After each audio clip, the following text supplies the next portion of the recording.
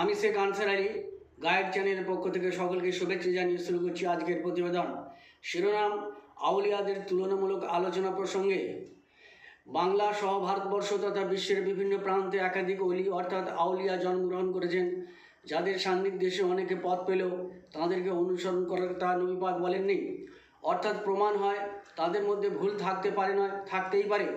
যেমন এক সুন্দরীর দিকে পীর সাহেবকে তাকিয়ে থাকতে দেখে মুরিদরা ফিসফাস করতে শুরু করলো, যা স্বাভাবিক।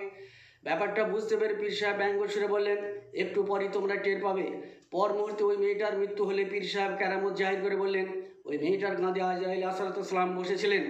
ব্যাস, এবার আলোর বেগে কথাটা ছড়িয়ে পড়তেই পীর সাহেবের নামে জয়ধ্বনি শুরু হয়ে গেল।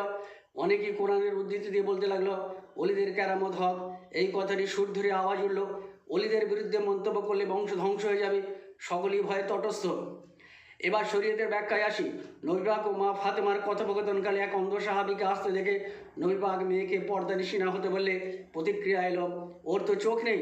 উত্তরে নবী পাক বললেন, ওর চোখ না থাকলেও তোমার তো আছে। এখন নবী পাক শরীয়তকে প্রাধান্য দিলে ওই অলি সেই সুন্দরীর দিকে এক নজরে তাকালেন কোন অধিকারে? অবশ্য প্রথমবার চোখ পড়তেই পারে, যা শরীয়তের দৃষ্টিতে অনুমোদিত। তাছাড়া কার কোথায় কীভাবে মরণ হবে একমাত্র আল্লাহ ছাড়া কেউ বলতে পারে না। অবশ্য নবী পাক বলেছেন তার স্বতন্ত্র বৈশিষ্ট্যের কারণে। এখন ওই অলি কীভাবে জানলেন ওই মেয়েটার একটু পরেই মৃত্যু হবে? তাই এসবের নামে আমার মতো সাধারণ মানুষের অজ্ঞতাকে কাজে লাগিয়ে ধর্মের নামে সন্ত্রাস তৈরি করে পেট পুজোর ব্যবসা করা ছাড়া আর কী বা হতে পারে?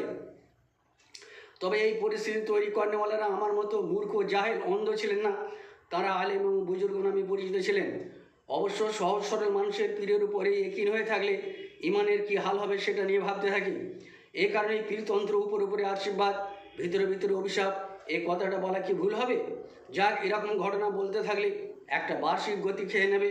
পরিশেষে এই কথায় আসতে হবে, অলিদের কথা শরীয়তের সঙ্গে মিললে মানব, অন্যথায় নয়। আসলে দিনের মেহনত না থাকলে নকল ইলম জন্ম নেবে, যার চক্রে পড়ে কেরামত শব্দ দিয়ে ধোঁকা দেওয়া সহজ হয়।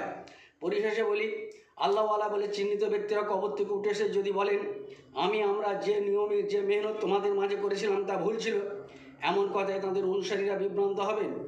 কিন্তু তবলিগের ফিকিরকারী হযরত মাওলানা ইলিয়াস রহমতুল্লাহ আলাইহি ওই কথা বললেও তাঁর অনুসারীরা মানবে না, কারণ তাঁর ফিকিরটা কোরআন, হাদিস, নবী, রাসূল ও সাহাবাদের সাথে সম্পর্কিত।